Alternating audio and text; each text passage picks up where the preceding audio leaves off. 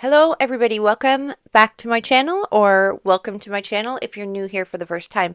So today's video is not a video that's going to teach you how to find your very best morning routine or to help you transform your self-image or rebrand yourself. Today's video is to teach you something very important for all women, and it is how to rebuild and save your life when you have lost everything. Because believe it or not, 90% of women have come to a point in their life where they either have or they feel like they have lost everything all at once and they have no way to move forward. And I'm going to teach you the secret to the resilience that you need to be able to move forward with a 5-day plan.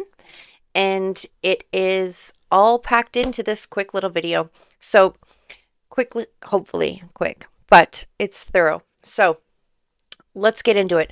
So I am absolutely qualified to discuss this and teach you about this. Despite all of my education, I'm a registered nurse, I'm a paralegal, I have a master's degree in forensic psychology.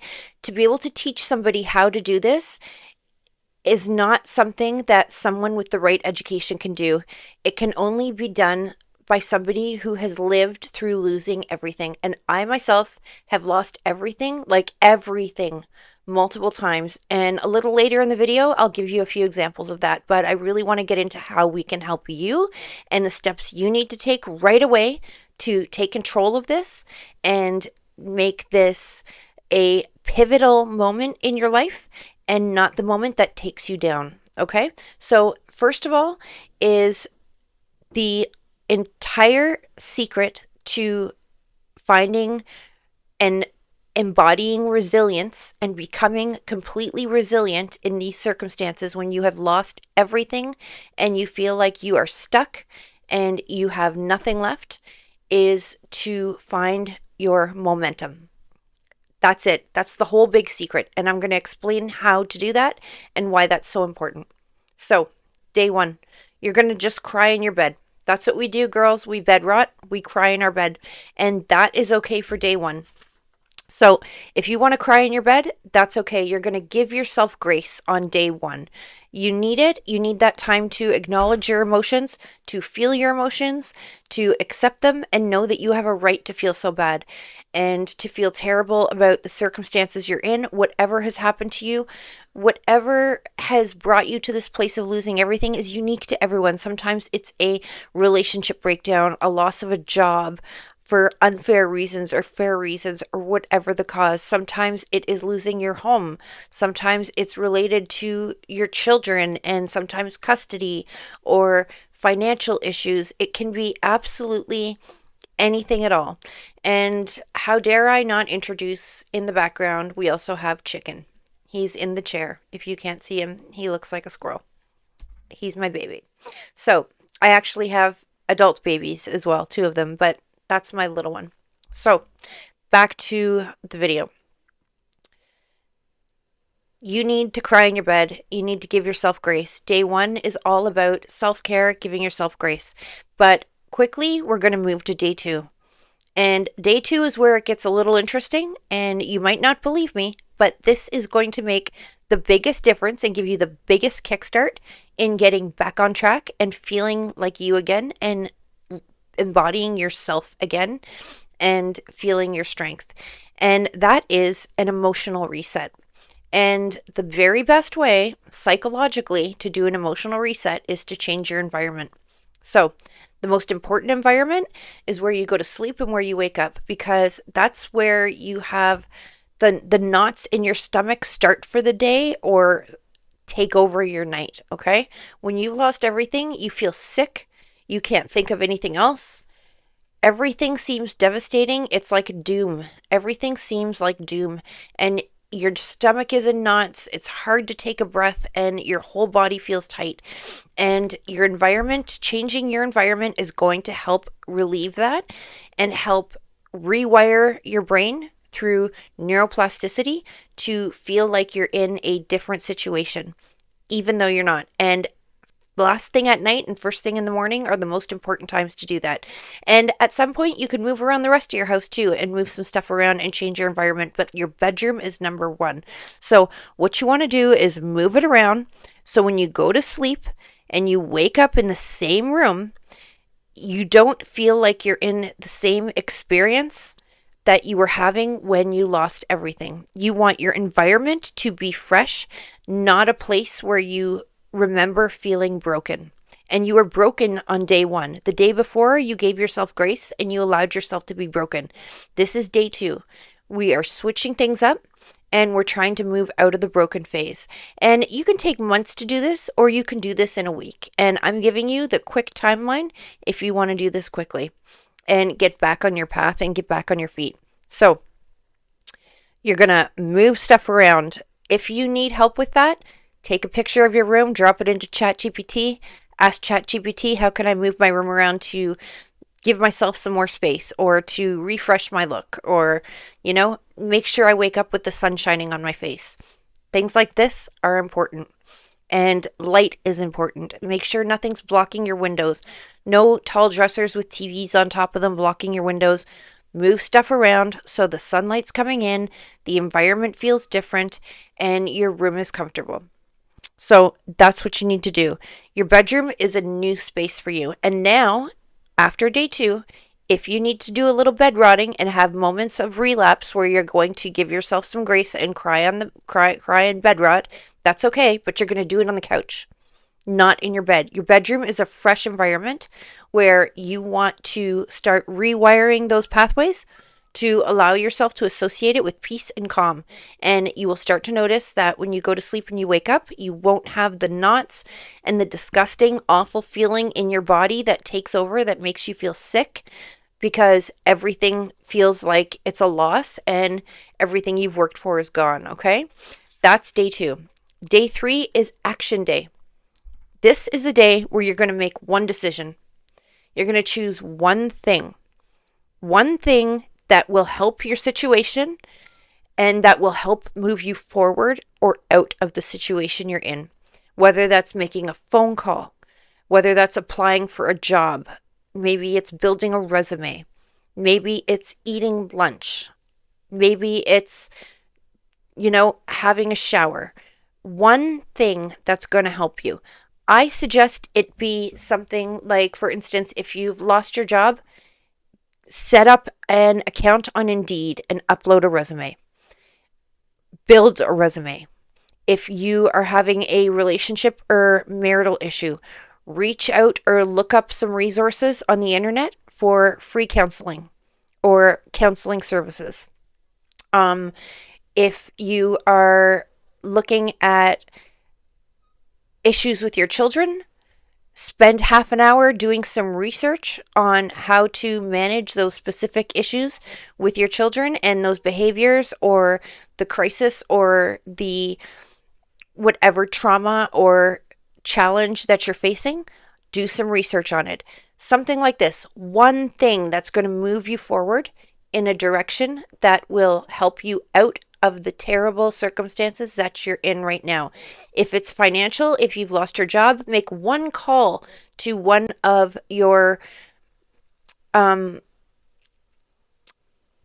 what's the word? Oh my goodness. To one call to somewhere where you owe a bill, a car payment or your phone bill, and give them a little synopsis that you've lost your position temporarily and you will find work, but you need an extension on your bill payment, okay? Or a hydro bill or whatever it may be.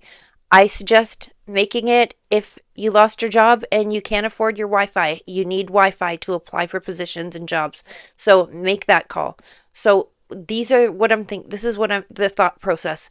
One thing that's going to be most important to help you move forward. Just one thing. And that's all you need to do on day 3, okay? That's day 3. We're already at day 3. So you're doing really, really well if you've made it this far. When you've lost everything, it is the worst feeling in your body. It is the worst feeling in your mind.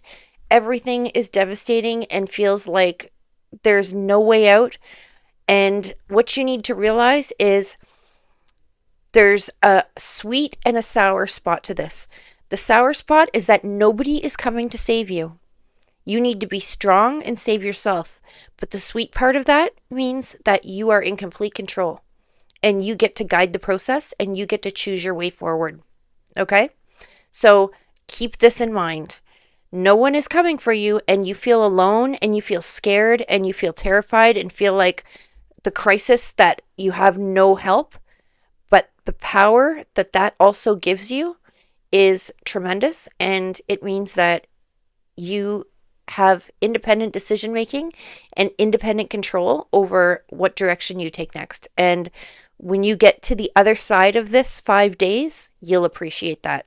So let's get into day 4. Day 4 is rebuilding yourself. You're going to get dressed. You're going to do your morning routine, whatever that is. You are going to do some skincare, put some makeup on, throw your hair in a ponytail, whatever you need to do to make yourself feel like yourself. And then you're going to begin a list of what you haven't lost. So some examples of that can be things that no one can take from you, being your education, your life experiences, the people that you know you can count on. If you have people, some people don't. In some of the situations I was in, I had nobody I could count on. And I was responsible for 2 kids on my own. And it was terrifying. It was a terrifying situation to be in. You are going to write on this list any personal skills you have that are transferable that you can use that'll be a resource to you. If you have a car, write that down. If you have a phone, write that down. If you have Wi-Fi, write that down. These are all things, if you have a computer, write it down. These are all things that you haven't lost that are going to help you rebuild your future and make it to day 5 and beyond.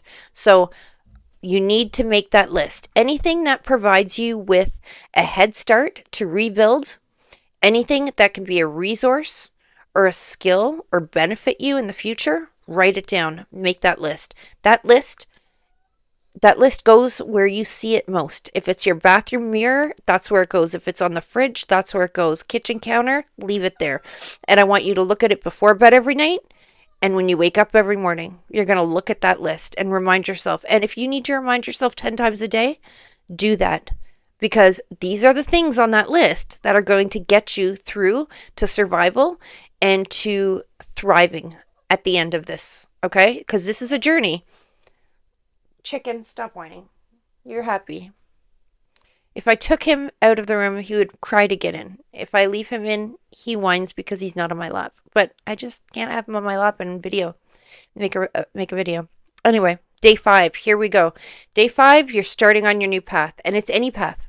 Whatever path you decide, and it doesn't even matter as long as you are on a path forward. You're going to think of what you can do in your particular situation that will start you moving on a path. Okay? This can be done without any help from anyone else. That's the key. It has to be something you can do on your own. Now, depending on your situation, you might need somebody else at some point. Depending on what you've lost, you may need outside help from other people. And if you don't have that, going forward is going to be impossible. But that is individual to your circumstances, and I'll discuss that with you in just a moment. We're going to get there. So you need to determine what you can do. So if you don't have a car, that means, and you've lost your job, that means you're going to get your hands on some resumes. And if you don't have a printer or a computer, you are going to call local employers and you are going to sell yourself first. You're going to tell them what a great employee you would be in their business and tell them the skills you have. Hi, my name's Deirdre. I live in the same community. I live just up the street from your business. I'm really good at this and this and this. And I was wondering if you were interested in hiring anybody at this time. Not are you hiring, if you are interested in hiring anybody at this time. And be sure that you highlight what the benefit you bring before you ask if they're interested in hiring anybody. You need to sell yourself before and make yourself a valuable commodity before you ask them if they want you. Because by the time you're done speaking, you already want them thinking This is someone who is really good to speak to on the phone. This is someone who's confident, who knows what their value is, knows what they're doing, knows what they're good at, and they're looking at us. And maybe that's because they can help us. There's a fly in here. I think there's a couple little flies because I had my window open. So that is day 5. Day 5 is like serious action and you're on the path, okay? Now, I have given you 5 days of crisis management. This is crisis management tools, okay? And it is a plan to save yourself, okay? And I'm going to give you a few examples of situations I've been in so you can understand why I understand this so well. But first of all, I want to tell you, if you feel like you are a person who would like to work with me to address and to help guide you through a crisis situation of your own, or multiple challenges you're going through at the time right now currently, or you see yourself going through, like you feel them coming, you know they're coming, challenges, any problems that you need some assistance or guidance through, be it work, be it personal, relationship, professional. I not only have the education to back, but I also have a ton of experience, and I have lost everything in the past, and I can help you get through it, get the resources you need. If you need resources and outside resources, I can help you navigate through that. And all you need to do is reach out to me through findingyoursteps@gmail.com, and I will respond to you, and we can have a conversation, determine what your challenge and what your problems are, where your crisis lies, or if it's not a crisis, where I can help you. And we will begin on the path together, moving forward and taking the steps that are going to get you in the direction you need to be going. So let me tell you a little bit about experiences I've gone through. So let me tell you, I have lost multiple jobs, and multiple jobs, because I had to choose at points in my life between going to work or trying to save a loved one's life because she suffered from severe addiction and would put herself in dangerous situations, like going out in the middle of the night in the winter and in the freezing cold and becoming lost. And police would be searching, everyone would be searching, and I'd be trying to find her. And I would have to make the decision to stay at my night shift as a nurse working in the hospital and emerge, or to leave and go and help find my loved one to try and save her life. And that came up multiple times in my life. And it happened so frequently at some points, I've lost jobs over it because I consistently had to leave work. I had a child that suffered for a period of time with some mental health issues, and that caused me to miss time at work again, to have to be at medical appointments, to be having to advocate for her and be in those places. Lost jobs. Now, I am a woman that had no child support, no second income. I was a single mom, paying rent, paying bills, paying utilities, trying to keep my car on the road, always educating myself. Keep in mind, I'm a registered nurse plus a paralegal, and I pursued a master's degree in forensic psychology. I did all of this, and I was doing it while I'm raising these 2 kids, and I was doing it on my own. So all of these things would come up, okay? I have had situations where I've been bullied at work because I had a boss that felt threatened or just didn't like me, and specifically felt threatened by me, and that was her complaint. And I have been unable to pay my rent and found myself being evicted from my home in the past, from my apartments, with 2 kids on my own, and had to find ways to navigate the system to save myself, secure housing, and secure the safe space for myself and my children, and can help us continue on with our journey and our lives. And I was able to do all that, and I learned to do it one step at a time. And through multiple situations and multiple encounters, I have become an expert in resilience and in learning to rebuild from zero, from the bottom up. So I am absolutely someone that can help guide you through whatever situation you're facing. So if you've stayed to this video through the end, thank you so much. And I really ask you to subscribe to this channel. Share this video if you think it'll be helpful to anyone. I'm telling you, these 5 days, this structure, this framework is what I've used. And I built a framework because it happened so many times. I looked at what worked and what didn't, and what got me on the road and what just kept me bedrotting. And I built a framework out of it. And yeah, I used my education in forensic psychology and in counseling and in therapy, which I do provide. And I'm able to do that. But I learned more from my personal experience going through it and getting better at it every single time. So I want to help you with that. So share this video with anyone who needs it. And if you need it and you want to work one-on-one with me and you'd like to my help in guiding you through any situation that's troubling you, that you're having trouble navigating or figuring it out because you're in it so deeply and you just can't think your way through it right now, reach out to me. The email is in the description on my YouTube channel, but it's findingyoursteps@gmail.com.